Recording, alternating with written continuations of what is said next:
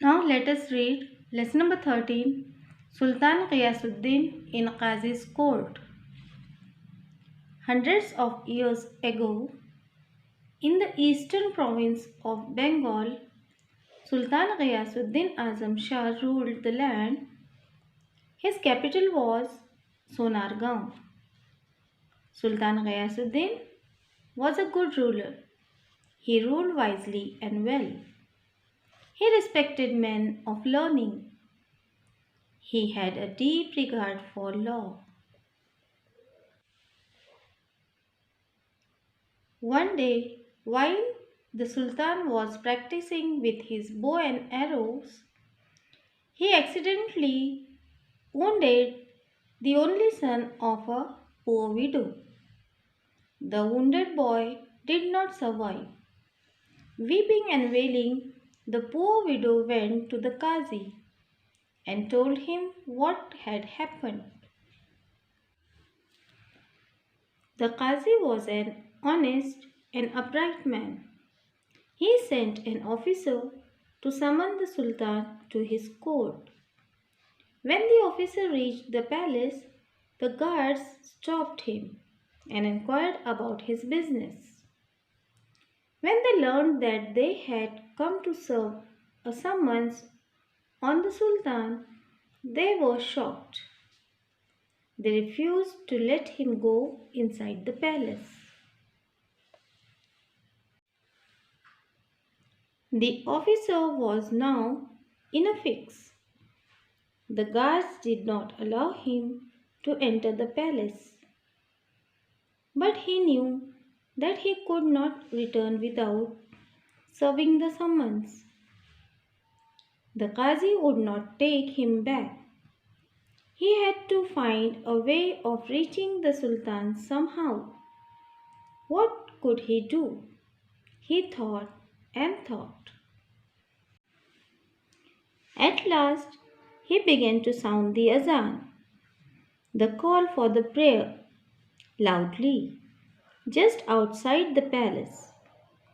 It was not yet time for the prayer. When the Sultan heard the loud, untimely call, he was greatly surprised. He ordered that the man giving the call should be brought before him immediately.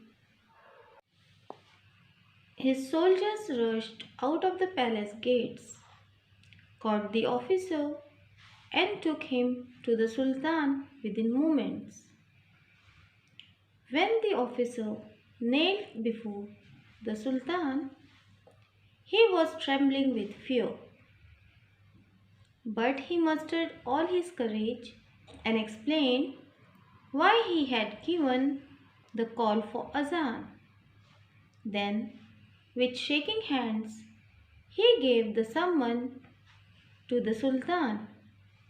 Sultan Ghiyasuddin took it without making any comment. He read the summons and told the officer to go back to the Qazi. He announced that he would appear in the Qazi's court the next day. The next morning, the Sultan got ready to appear before the Qazi. He hid a sharp sword in his robe and set out.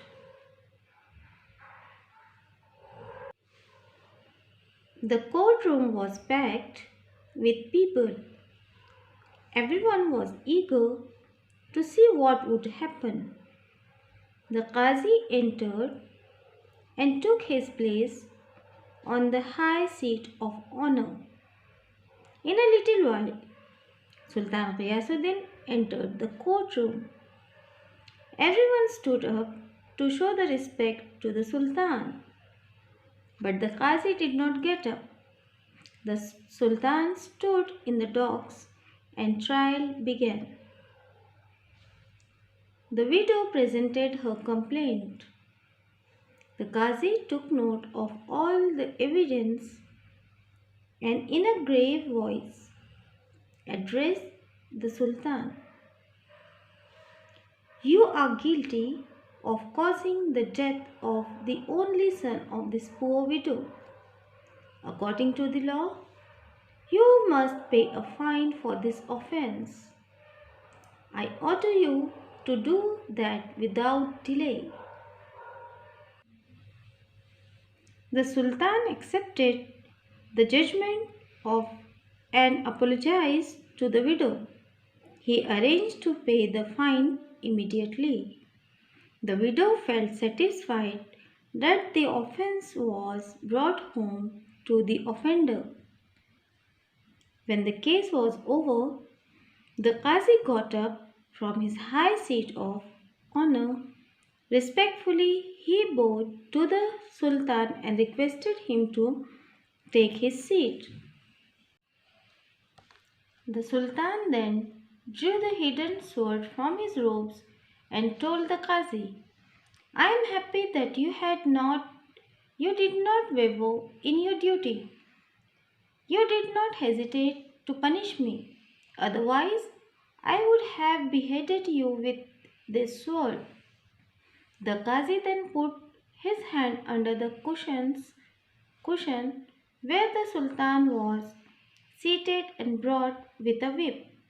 He said, Your Majesty, I am happy because you obeyed the law. Otherwise, I would have whipped you in this court. The Sultan then got up and embraced the Qazi. Thank God, we both did our duty, he said. Everyone present in the courtroom praised the two great men.